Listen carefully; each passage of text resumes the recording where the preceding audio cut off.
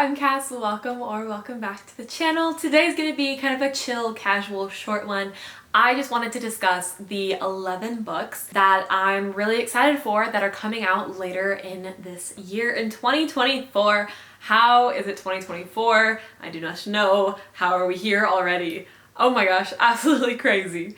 That's kind of funny though, because I'm pre-filming everything, because if you don't know, I got a job as a flight attendant, so I'm actually in training right now. Did I fool you into thinking this was filmed in 2024? Moving on. Okay, we got 11 books, and I'm gonna kind of go by month. There are 11 books, like I had mentioned, some in which I can't really say anything on because they're like the 5th book in the series or like the 12th book in the series, and some I will just give you the descriptions of. So let's go ahead and just jump right in. Starting with, of course, House of Flame and Shadow by Sarah J. Maas. This is the third Crescent City book, and it is set to release on January 30th, which is very, very soon at this point. So exciting. I'm obviously very, very excited for this book. I have no true expectations for this book, especially with how the end of Crescent 2 ended. Honestly, anything is possible with this book, so I'm keeping my expectations at a bare minimum, I would say. I haven't been super invested in Crescent City, and I really like how the ACOTAR trilogy ended and how Throne of Glass ended, so anything beyond that, I'm less invested in, simply because I'm pretty content with the universe and the storyline that Maas has already done, and if I hate how the series continues, I can just be like, we can just pretend that book never happened.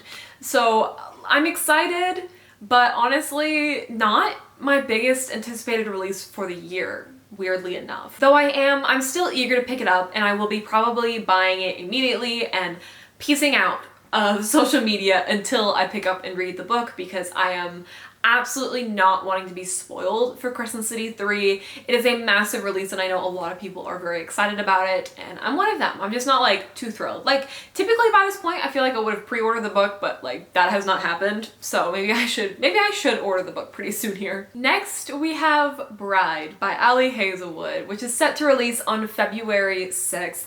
I adore Ali Hazelwood, I truly do. This book does not exactly look like something that I will love, but I want to give it a try anyways. I was not a Twilight girly growing up. I am still not a Twilight girly, no matter how hard Katie tries to convert me, okay? There's not a lot of books that involve vampires and werewolves that I like, other than maybe the Cassandra Clare books, but even those series are questionable at best. I don't really pick up vampire or werewolf books. I still haven't finished Twilight like I said I would years ago. And so this is definitely interesting. Like a paranormal romance is not up my alley, but I have to give it a try because it's by Ali Hazelwood, and who knows? I am going to read the summary to you for you kind of get the idea of what it's about. It says, Misery Lark, the only daughter, sorry, the main character's name is Misery. Okay, 1 point off for that already. Misery Lark, the only daughter of the most powerful vampire councilman of the Southwest, is an outcast again. Her days of living in anonymity among the humans are over. She has been called upon to uphold a historic peacekeeping alliance between vampires and their mortal enemies, the Wares. And she sees little choice but to surrender herself in the exchange again. Wares are ruthless and unpredictable, and their alpha, Lowell Moreland, what are these names? Is no exception. He rules in his pack with absolute authority, but not without justice. And unlike the vampire, I'm sorry, that says vampire, not vampire, whoops, vampire council, not without feeling. It's clear from the way that he tracks Misery's every, I can't get over the fact that the main character's name is Misery. He tracks Misery's every movement that he doesn't trust her. If only he knew how right he was. Because Misery has her own reasons to agree to this marriage of convenience, reasons that have nothing to do with politics or alliances, and everything to do with the only thing she's ever cared about. And she's willing to do whatever it takes to get back what's hers, even if it means a life alone in Were territory, alone with the wolf. This is giving such early 2000s, and I don't know if I'm here for it or not. Like, I'm gonna be honest, I did not read the description. I saw Ali Hazelwood, I was like, add to want to read. That's coming out this year, anticipated release, let's go. But after reading that, like, I'm honestly not sure. I haven't really had any books by Ali Hazelwood that I didn't love, but Love in the Brain, I guess, was my 4-star read by her, and even though I didn't like love it, I still had a fun time reading it regardless. So that's what I'm hoping with this book, but y'all, that just, The description had me cackling. Are you kidding me? Misery? Misery is the main character's name. Choices were made. But anyway, like I said, that is a February 6th release date. And actually that shares a release date with the next book that I'm going to talk about, which is ASAP by Axie O, which is a book that I think I will definitely love. I read XOXO by Axie O and it's just a fun, cute little K-pop romance. I love a cute K-pop romance and Axie O delivered once and I definitely have faith that she will do it again. So I'm gonna read the description again here. Sori has worked her whole life to become a K-pop idol until she realizes she doesn't want a life forever in the spotlight. But that's not exactly up to Sori. She's caught between her exacting mother's entertainment company and her father's presidential aspirations. And as the pressure to keep her flawless public image grows, the last person she should be thinking about is her ex-boyfriend. Nathaniel is off limits. She knows this. A member of one of the biggest K-pop bands in the world and forbidden from dating, he isn't any more of an option now than he was 2 years ago. Still, she can't forget that their whirlwind romance was the last time she remembers being really happy, or that his family welcomed her into their home when she needed it most. So when Nathaniel finds himself rocked by scandal, Sori offers him a hideaway with her, and back in close quarters, it's hard to deny their old feelings. But when Sori gets an opportunity to break free from her parents' expectations, she will have to decide, is her future worth sacrificing for a second chance at love? We got to see Nathaniel and Sori a little bit in Axie O's first K-pop book, which was XOXO, and I thought they were really fun from what I can recall from it, and I think a second chance romance sounds so delightful, and we'll see how it goes. I love the thought of like Sori breaking free from her parents and just making her own choice, and I'm really interested to see how this like K-pop scandal is done, because I feel like most like K-pop scandals like in real life are about like dating.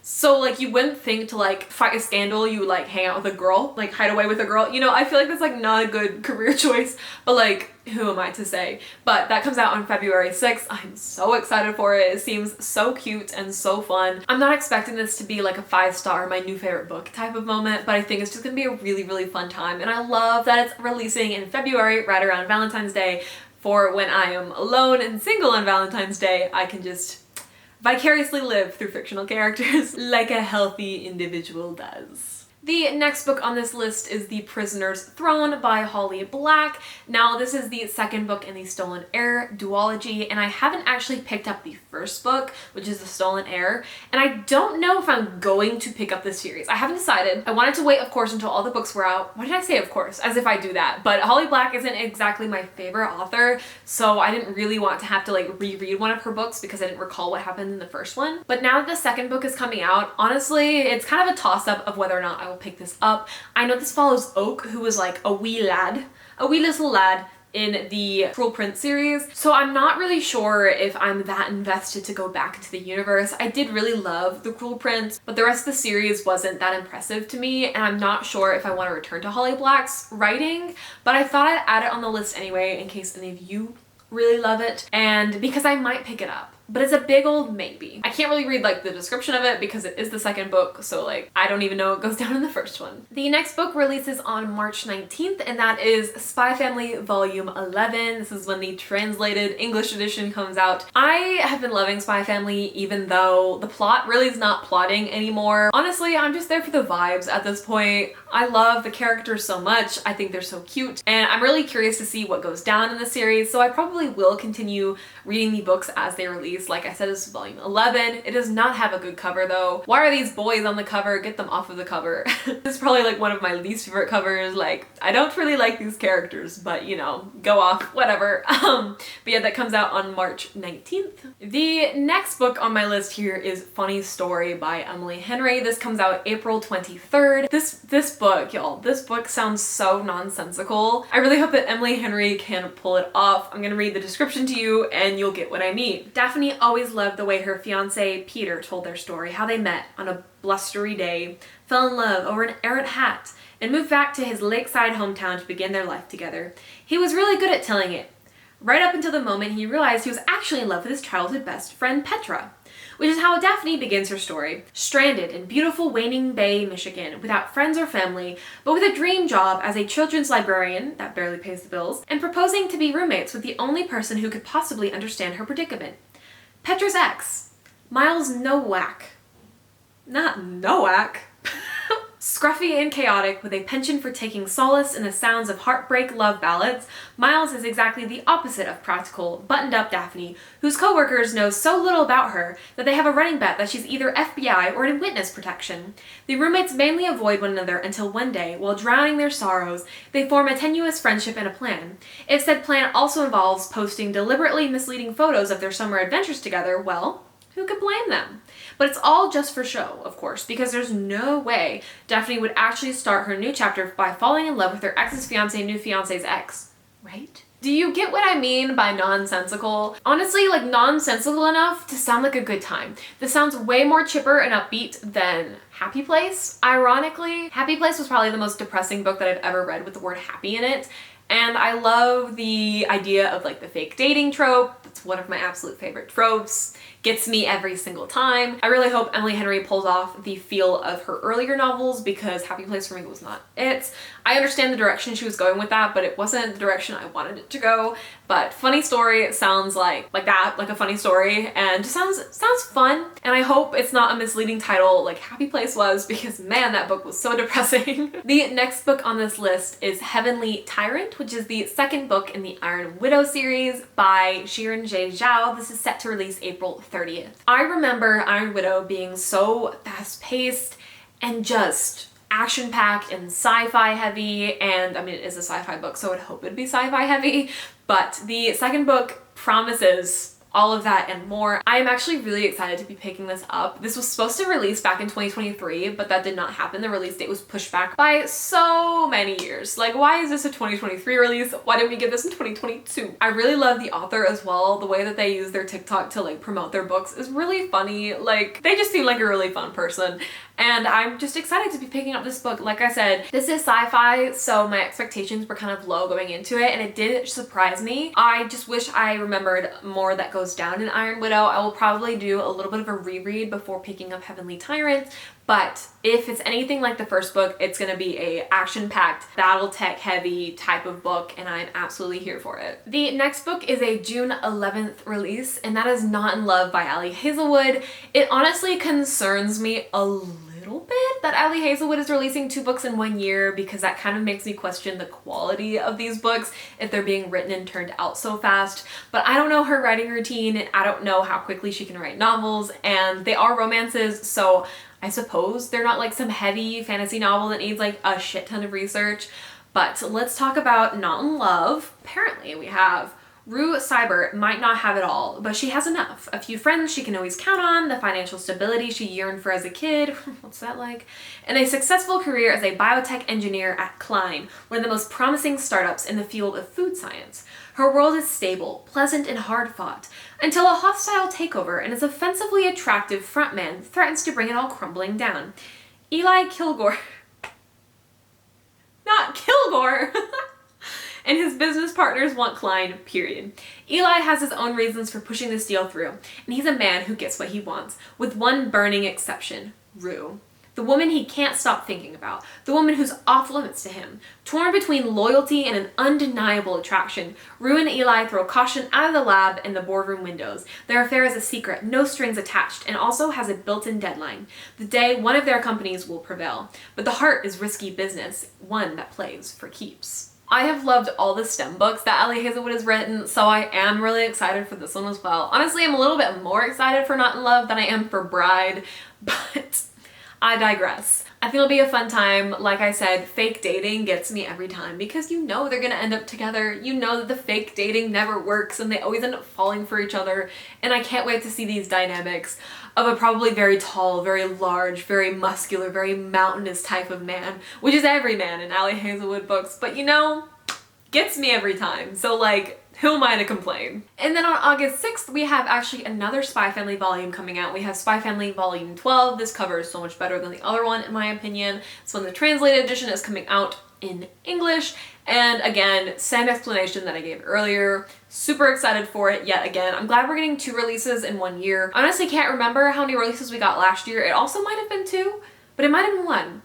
I don't really recall. But I am excited nevertheless. The next book has a very, very tentative release date from what I've seen. It was supposed to come out in 2023, but then it was pushed back to 2024, and apparently December 7th is the anticipated release date. I'm not sure if that's a set date yet, but that is Knights of Wind and Truth by Brandon Sanderson. This is the 5th book in the Stormlight Archives. While I haven't read a single one of these books, I am very excited for this 5th book to release. This marks the end of the first arc of Stormlight, and so how could I not be excited that I could potentially read all of Stormlight this year? Like, that makes me so happy because there's nothing I hate more than waiting for next books in series to release. So the fact that the 5th book is releasing in December makes me very, very excited because my plans are to get through Stormlight this year. I know I wanted to start it last year and that didn't quite happen, but 4,000 page books spaced within 2024 and then ending the year with another one, I feel like that's possible. Fingers crossed I can get through it. I am also working through the backlog of Brandon Sanderson books. I've made a decent chunk of progress considering I started in April of 2023. So I'm pretty content to sit and read his backlog, but I'm also very excited to read the Stormlight Archives and I hope I love it. I don't see why I wouldn't love it, but I have such high expectations for the series and I'm almost scared that they're too high. But Brandon Sanderson has yet to disappoint, so I still have the utmost amount of faith in him. The next and final book on this list is actually a book that has no information anywhere on the internet. I cannot find it, but my friend Rosalie is in contact with the author and the publishing company, I believe. She let slip that there is a new Ranger's Apprentice book coming out sometime in 2024, and that is Ranger's Apprentice, The Royal Ranger, Book 7, The Valley of Swords. Now, am I very excited about this book? Yes. I am ignoring the fact that the Royal Ranger series has been on a downward trajectory in terms of quality since book 2. We're ignoring that fact. I'm still excited. It's more John Flanagan books, so I am all for it. I love Ranger's Apprentice. It's my all-time favorite series in the whole wide world, and so I get really excited with every new release. I can't wait for anyone to publish something about it online because, like I said, there's not a peep. There's no cover. There's no nothing, but there is a description and a title, and that is enough for me. So I really hope that it does come out in 2024. Usually by this point we'd already have information on a new book, but I feel like John Flanagan may have been focusing on like adaptations, or he's just slowed down in terms of his writing speeds, which is understandable. Dude's in his like 80s, so like, I get it, okay? But that wraps up my list of anticipated 2024 releases. There are so many books coming out in 2024 that I definitely missed, but these are some of the ones that I am personally super excited for.